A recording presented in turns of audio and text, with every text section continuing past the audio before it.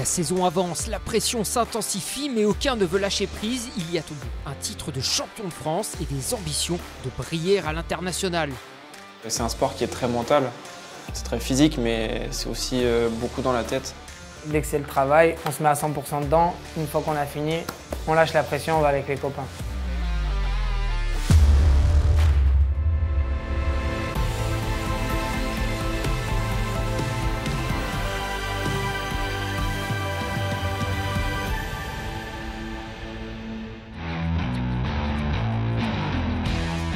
À l'image du début de saison, la météo est capricieuse à Manicourt. Après un samedi pluvieux, les courses se disputent sur le sec. Sans solution pour s'imposer depuis le début de la saison, le champion de France en titre NSF 250, Jules Berceau, reste focalisé sur le titre.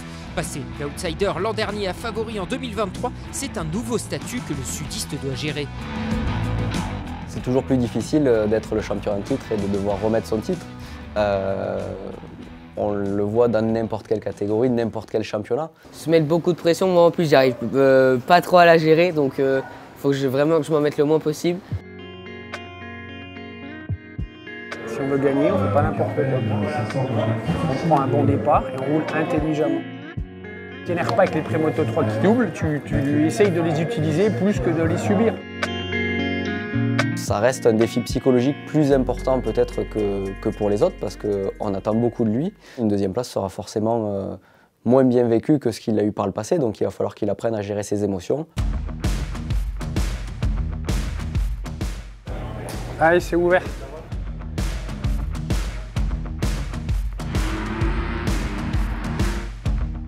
Mais il faudra encore attendre pour le pilote numéro 1.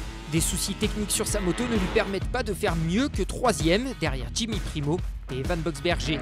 Malgré tout, l'après-midi, Jules Berceau se fait plus pressant que jamais sur le leader du championnat, mais échoue une nouvelle fois à seulement 1/10 de celui qui reste invaincu depuis le début d'année, Evan Boxberger. Jimmy Primo, venu remplacer Enzo Damani, forfait jusqu'à la fin de saison, termine 3e. Jamais croire qu'on est arrivé, qu'on est le plus fort. Parce que si un jour on est premier, le lendemain tout le monde veut nous battre, tout le monde veut essayer d'être meilleur. Donc il faut toujours essayer de progresser, essayer d'apprendre des autres. Alors que l'écart au championnat se creuse en NSF 250, du côté des Prémoto 3, la bataille est serrée. David Dacosta se présente sur la 4e manche avec un poignet abîmé, mais qui ne l'empêche pas de piloter. Dacosta et Mignot se tiennent au championnat et chaque point acquis comptera en fin de saison. On a tous peur, on ne sait pas si on va y arriver. On cache nos émotions pour surtout pas montrer à la personne qui est à côté que en fait on n'est pas bien, mais en fait on se rend compte qu'on a tous le même problème. Rossi le disait très bien, il dit la boule au ventre, tout le monde l'a quoi. Qui ne l'a pas avant une course? Et une boule au ventre ça veut simplement dire que tu es prêt quoi, que tu es prêt à y aller et que ça va marcher.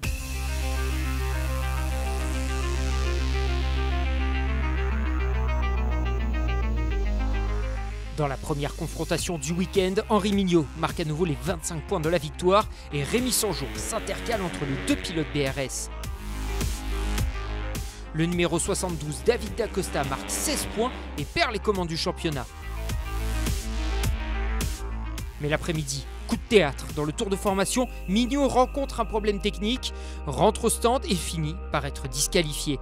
Dacosta prend la 2e place de la course et repart de Manicourt avec 16 points d'avance. Rémi Sanjour gagne et Quentin Godefroy consolide sa 3e place au championnat avec un nouveau podium.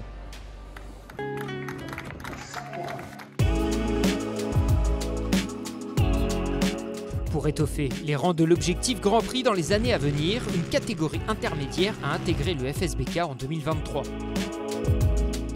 On a créé ce Moto 4, Moto 5, qui est la marche pour passer en OGP après. Puis ça fait toute une continuité. C'est la pyramide qui se met en place.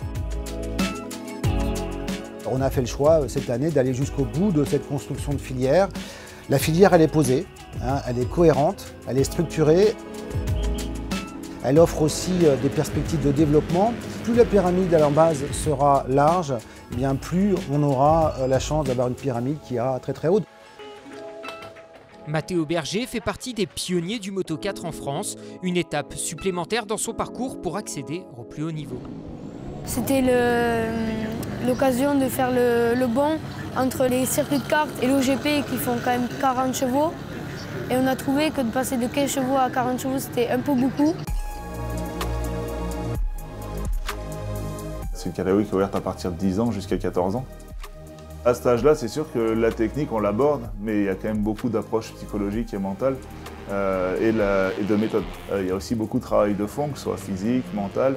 À cet âge-là, on aborde même la nutrition. Ça peut paraître fou pour un enfant, mais il y a plein de petits facteurs qui font que si on veut performer, il faut que tout soit réuni. Avec papa, on a beaucoup travaillé sur le circuit en papier parce que les trajectoires et tout, n'empêche, c'est bien différent. Il faut quasiment tout réapprendre.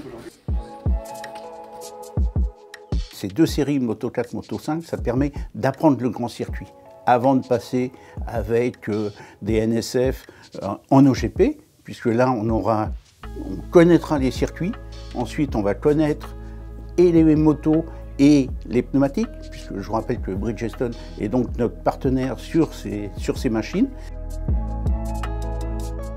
On est reconnu justement pour avoir un produit avec un champ d'application très très large qui nous permet justement de développer et de s'adapter à différents niveaux. On se rend compte qu'aujourd'hui tous les pilotes n'ont pas forcément le même niveau. Donc l'intérêt de notre produit justement c'est de travailler sur différents panels avec des pressions différentes. Donc ça permet justement à tous ces pilotes de pouvoir évoluer dans le même sens. Dès le plus jeune âge, certains ont en tête de performer et de viser les sommets de la moto. Gabriel Piot et Ethan Dufos-Cerno, engagés en Moto 4, sont également intégrés au collectif Espoir Vitesse de la Fédération française de motocyclisme. L'idée, c'est de créer aussi une équipe, comme on dit. Donc dans le collectif, quand on est sur des rassemblements, tout le monde s'aide. Et ça, c'est sûr que dans un sport individuel, c'est assez dur d'inculquer cette valeur. Mais petit à petit, on y va et on voit que ceux qui ne sont pas dans le collectif sont de plus en plus envieux et tapent à la porte. Donc ça sert aussi de motivation sur les championnats nationaux ou même de ligue. Comme leurs aînés de l'OGP, les pilotes Moto 4 et Moto 5 ont maintenant rendez-vous au Arnos juste avant la trêve estivale. Les fortes chaleurs de la fin du mois de juillet vont mettre les organismes à rude épreuve sur un circuit exigeant qui ne laisse pas de temps de repos. Evan Boxberger va tenter de conserver son invincibilité alors qu'Henri Mignot doit rattraper un nombre de points conséquents après son abandon à Manicourt. Les week-ends se suivent et ne se ressemblent pas. Donc vraiment, rien lâcher et comme je dis, prendre du plaisir vraiment. Faut pas oublier que la moto, c'est un sport quand même exceptionnel. Profiter de la chance qu'on a de faire ce métier-là.